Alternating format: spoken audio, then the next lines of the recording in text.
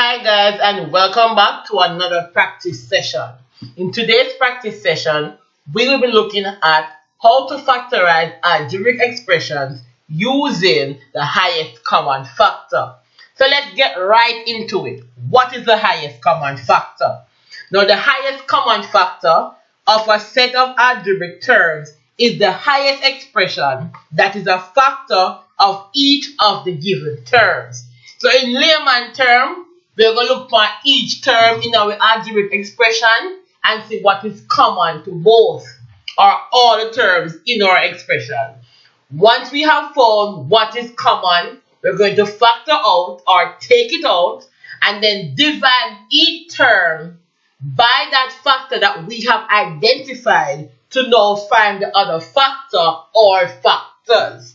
For example, we have 8x plus 8y. Now, what is common to both of our terms there? 8. 8 is common to both terms.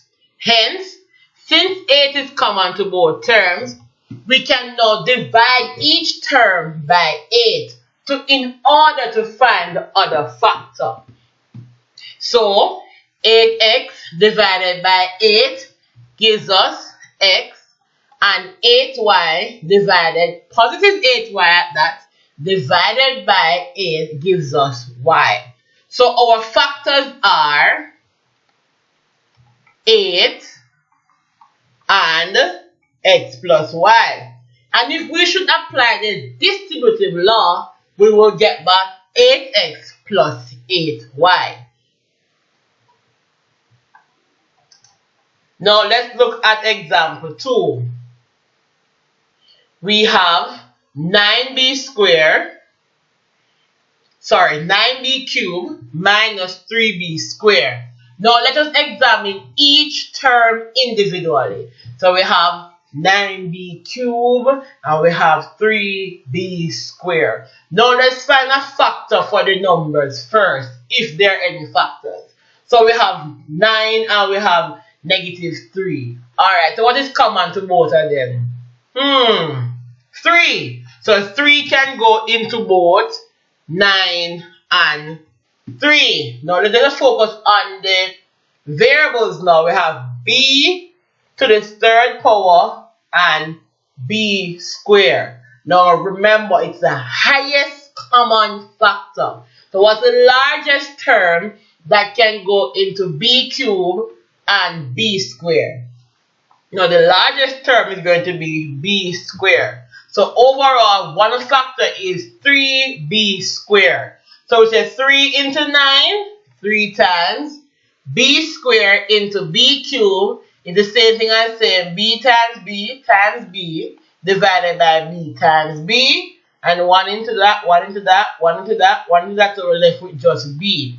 So 3b minus 3b squared into 3b squared goes 1. So our factors are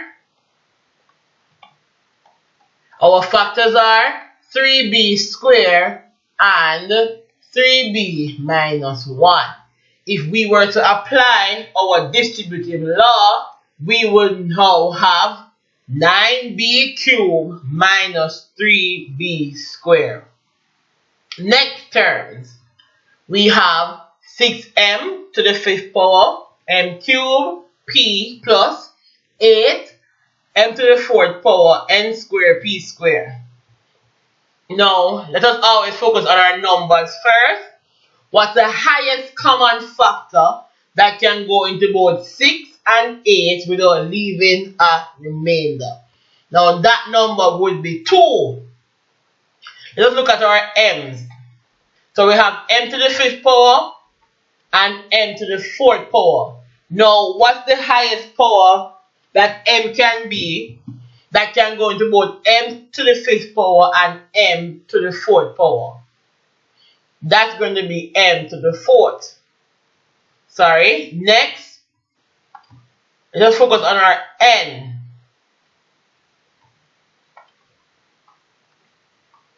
So we have n to the 3rd power and n squared. Now, what can go into n to the 3rd power and n squared? Now obviously that will be n squared. Then we have p and we have p squared. So the highest power that can go into both p to the 1 power and p squared would be p. So therefore 1 factor would be 2m to the 4th power n squared p. So we're going to divide each term now to find the other factor. So 2 into 6 goes 3 times. And m to the 4th power into m to the 5th power leaves us with m. We were applying the rules of indices here. So when you're dividing the power, subtract, so that would be 5 minus 4 give us 1. M to the 1 is the same thing as m. Then we have n squared into n cubed. Same rule applies, so we're left with just n. Then we have p into p. That's all cancelled out, so that's no more p here. Let's look at our next term. 2 into 8 goes 4 times. M to the 4th power divided by m to the 4th power. That will leave us with what? 4 minus 4 gives us 0. So there will be no more m's. Then we have n squared into n squared will give us no more n. That will be 2 minus 2 give us 0. And anything to the 0 power is 1. So that's just something 1. And 1 times anything gives you back that same thing. Then we have what now? P into p squared goes p times. So our factors are 2m to the 4th power n squared p and 3mn plus 4p. Those are our factors.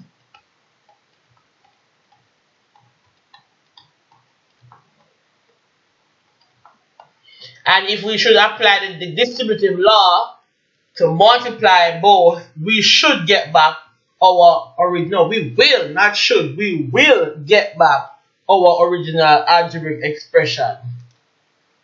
Next. So now we have 3 terms, a nice trinomial here.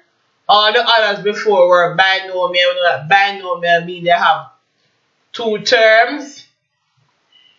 So 2 terms, binomial, binomial. And now we get a trinomial because it has 3 terms. Now, let's just focus on the numbers first as per usual. What's the highest number or the largest number or the greatest number that can go into 20, 10, and 15 without leaving a remainder? What's that number? Now that number looks like 5, don't it? Good. Next we have x cubed, x squared, and just x to the 1st power. So what's the highest power that can go into x cubed, x squared, and x? That's just going to be so x to the 1, because nothing bigger can go into x to the 1st power. Then let us look at our y. We have y squared, y to the 5th, and y cubed. Now, a little trick here you can look at. Well, not really a trick. Look at the lowest power of the term, and that normally is what we can factor out. So we have y squared here because it's the smallest. That means that it can go into y to the 5th and it can go into y to the 3rd. So we finish. So let's draw our brackets now. 5 into 20 goes 4 times. X into x cubed goes x squared. Y squared into y squared, they are the same thing, so it goes 1 time, and 1 times anything will give you back that thing. Put your plus sign. 5 into 10 goes 2 times. X into x squared goes x. And y squared into y to the 5th power gives us y to the 3rd. Rules of indices. Y to the 5th minus y to the 2nd. Sorry, divided by y to the 2nd, which would be y to the 3rd power. Next, we're going to say 5 into negative 15 gives us what? Negative 3, and x into x goes 1 times. 1 times anything gives you back that thing, so that will be times 3, negative 3. Then y squared into y cubed goes what? Y times. So our factors are 5x y squared, 4x squared, plus 2x y cubed minus 3y. So those are our factors.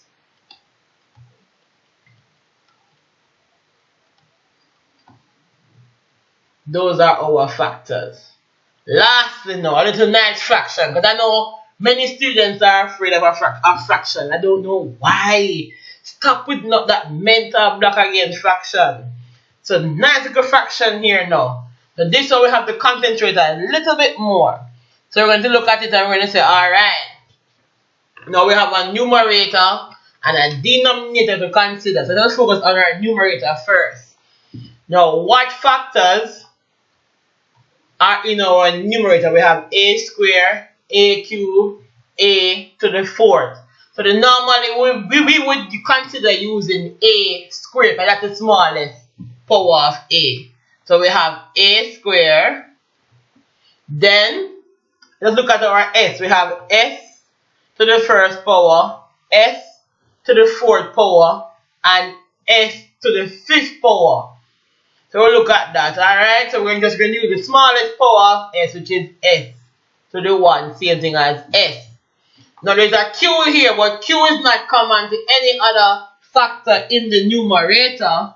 So we go ahead and just work out with a squared s. That's for our numerator. Let's just look at our denominator now, or that's the bottom part of our fraction. Now we have 9p, 3p cubed, 27p squared. Now we have numbers here. Let's think about the smallest number, sorry, the largest number that can go into both 9, 3, and 27. Now that number is going to be 3. Now all of these terms have p in them, but we know that the highest factor that can go into all of them without leaving a remainder is going to be p. So one factor is going to be a squared s over 3p. Next, work it out piece by piece. Don't panic, don't stress. A squared into a squared 1 time. We can put down the 1 for those one who want to see. And that means to multiply. S into s goes 1 time. So that's just 1 times 1. 3 into 9 goes 3 times. And p into p goes 1 time. So we just basically just all of this works out to just 1/3.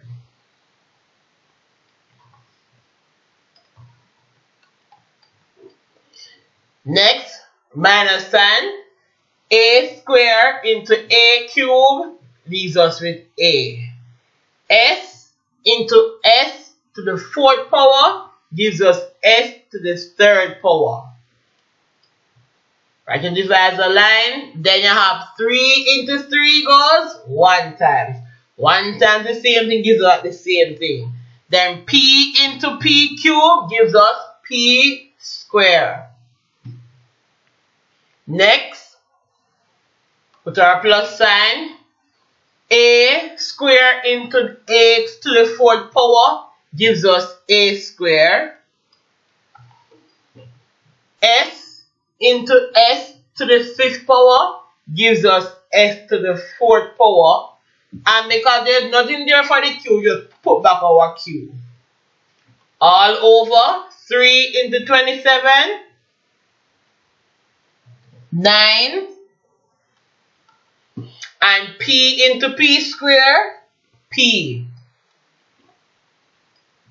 So our factors so far, our factors are a squared s3p and 1/3 minus as cubed over p squared plus a squared s to the 4th power q over 9p. So we have our factors and another factor. So we're two factors. Now note briefly and note pantily. Yes, for females, note pantily. For males, note briefly. With factorization using the highest common factor, you must remember or you must recall your laws of indices. Very important that you're able to recall your laws of indices. And let us go. The laws of indices, basic one. A to the b power, what are the common base? A to the b is the same thing as a, b plus b at the powers. A to the b divided by a to the b common base. You do what? You subtract the power. So these are things you need to be able to recall. Your laws of indices, and there are many more. A to the minus 1, same thing as 1 over a. A to the 0 power is equal to 1. A to the 1 is equal to a. So recall your laws of indices. These are foundational skills that you need to work out nice questions like applying the highest common factor method to solve algebraic expression, or to simplify algebraic expressions. Alright guys, and that's it for today. Thank you. Like, comment, subscribe, and share.